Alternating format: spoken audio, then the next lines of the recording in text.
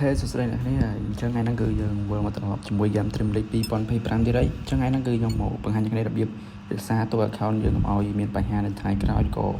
bạn account này là là những đầuตัวsample có về dùng click gmail lấy chứ nghe ok chẳng thìวิธีđểยังxa tôi năng miền bịวิธีchẳng là khi cho mà stream cho nhầm ra cho stream nó hay tao mới dân cho mà căn advert này mà rụt stream này đó chẳng là khi cho mới khởi nhé hay mà tôi xăm iPhone dân khởi giờ dân sàn cho mùi năng nói sàn cho mùi Apple ID សម្រាប់ទូរស័ព្ទ Android យើងដាក់ជាមួយ Gmail ធម្មតាអញ្ចឹងអ្នកគ្នាចុចមកមុខមកវាឲ្យយើងនេះចុចយើងសាញណាគាត់ខ្ញុំឧទាហរណ៍ណាខ្ញុំតែខ្ញុំអត់តន់ភ្ជាប់ភ្លាមទេព្រោះខ្ញុំចាំយកលេខកូដទៅខ្ញុំជឿថាខ្ញុំភ្ជាប់មួយ Apple ID ព្រោះខ្ញុំ Apple ID ខ្ញុំ account នេះខ្ញុំដាក់មួយកុំព្យូទ័រខ្ញុំ server អញ្ចឹងខ្ញុំនេះក៏ខ្ញុំលេងធម្មតាទៅចឹងទី2យើងមកមើលកន្លែង profile ហ្នឹង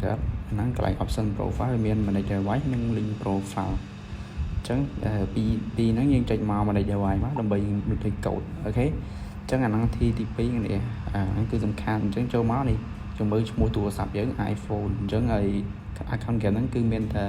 នៅក្នុងទូរស័ព្ទខ្ញុំមួយទេអត់មានភ្ជាប់មួយ account នេះផ្សេងទេ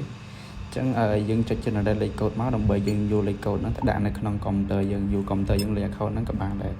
យើងចុចមកឃើញលេខកូដហើយនេះគ្នាលេខកូដជាអក្សរអង់គ្លេសអក្សរធំទាំងអស់ហើយវាមាននាទីនោះលក្ខណៈ load 4នាទីអញ្ចឹងណានេះអញ្ចឹង load 4នាទីអញ្ចឹងយើងចុចមក link copy to clipboard មកយើងចុចមកឲ្យឃើញវា load ពណ៌ឈូកនេះគេហៅ copy to clipboard ចុះវា load ពណ៌ឈូកអញ្ចឹងគឺយើង copy បានហើយអញ្ចឹងយើងយកលេខកូដហ្នឹងទៅដាក់ក្នុងទូរស័ព្ទយើងមួយគ្រឿងទៀតផ្សេងណាបានទូរស័ព្ទតែមួយយកទូរស័ព្ទផ្សេងនេះគាត់ខ្ញុំការឧទាហរណ៍ណាយើងយកទូរស័ព្ទផ្សេងទៀតយើងចុចមក link profile ទៅលើទូរស័ព្ទហ្នឹងមកហើយបន្ទាប់មកយើងចុចclick pass ទៅលើ link enter code ហ្នឹងនេះទៅពេលយើងចុចចំអញ្ចឹងវា load pass ឲ្យយើងតែគ្រាន់តែ pass នេះយើងចុចម្ដងវាមិន load ឲ្យយើងចុចឲ្យច្រើនដងបន្តិចណានៅក្នុងទូរស័ព្ទនៅក្នុង game ហ្នឹងឥឡូវវា update មកយើងតើមកយើងចុចយ៉ាងច្រើនដងដល់បានវា load ឲ្យតែឥឡូវចុចនេះវា load ឲ្យឯងចឹងលេខកូដជាអក្សរអង់គ្លេសហ្នឹងវាមានសុពលភាព5នាទីវាផុត5នាទីទៀតយើងចុច generate លេខកូដថ្មីអានេះនៅក្នុងទូរស័ព្ទតែមួយយើងខ្ញុំចុចទៅវាអត់ load ទៅហ្នឹងព្រោះ account ហ្នឹងនៅក្នុងទូរស័ព្ទយើងស្រាប់ហើយអញ្ចឹងវាចុចមក invalid code តែបើទៅលើទូរស័ព្ទផ្សេងក៏កុំព្យូទ័រផ្សេងដែលអត់មាន account ហ្នឹងវាចុចទៅវា load ឲ្យហើយអូខេអញ្ចឹងបើគាត់អ្នកគ្នាយល់ហើយ